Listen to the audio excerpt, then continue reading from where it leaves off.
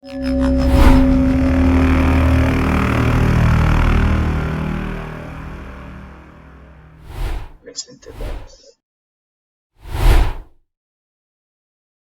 would you speak about the DRC and Zimbabwe and Rwanda? What is the link? Right. So there's still conflicts, and Rwanda still feels they are owed whatever was agreed upon in the DRC, and Zimbabwe today has to kind of decide whether they want to help Rwanda or not. No, so right now, Rwanda, so Zimbabwe deployed with Namibia. They got there just before the rebels of Rwanda could remove Laurent Kabila. Now, we call them rebels, but Kagame is military people. And I was about to go there. So Kagame always said they are rebels. Those are not my army officials. But James Kabarebe, who was one of the commanders and leaders of his military now, and he's just been made, I think, foreign minister, was the one who was heading the rebel force to try and remove Kabila.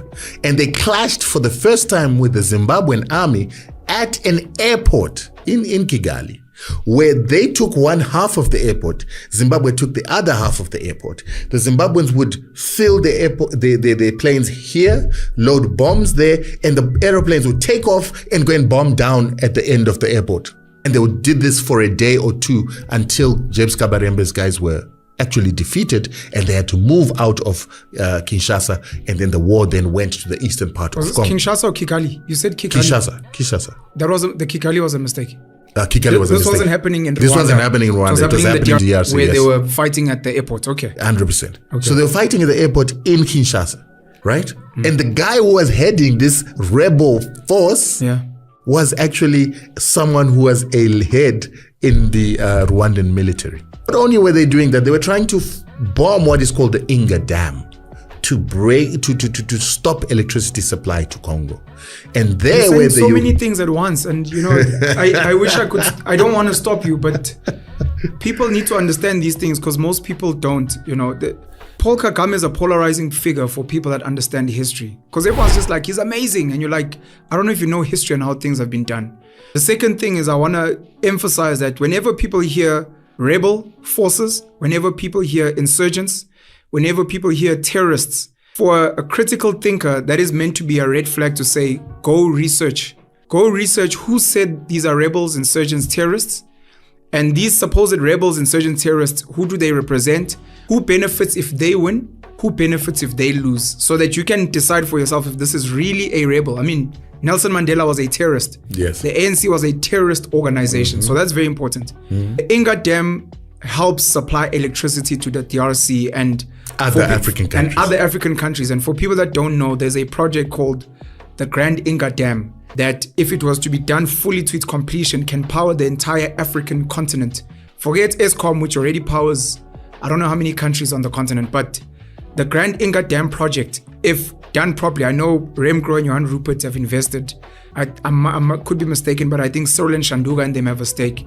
If it could be done properly, it can power the entire African continent. Forget nuclear energy, forget coal. Sorry, my apologies. Please continue. Very good. And so at Inga Dam were commandos from Uganda and some from Rwanda as well, who wanted to bomb the dam in order to stop electricity in Congo and to make sure that the country goes up in chaos. Zimbabwean Air Force played a huge part in driving the Ugandans and Rwandans out of that and stop them from bombing the Inga Dam, and then pushing them all the way back from the western part of Congo back into the eastern part of Congo that's closer to their countries. They wanted to bomb the Inga Dam to stop electricity supply. Yes. As an act of terrorism. As an act of terrorism. To stop the country from functioning. Making it ungovernable. I just want to add a piece there that it becomes a question mark as well, why we have load shedding, why we're struggling with whatever we're struggling with in this country. That could it be acts of what we call terrorism, because we're the victims of whatever's happening, and where is it coming from? Who makes money from load shedding? Who makes money from a South Africa that's not functioning? Is this another Inga Dam potential bombing, but it's been done in a more intelligent way? More intelligent way, yeah. Sabotage. Yeah.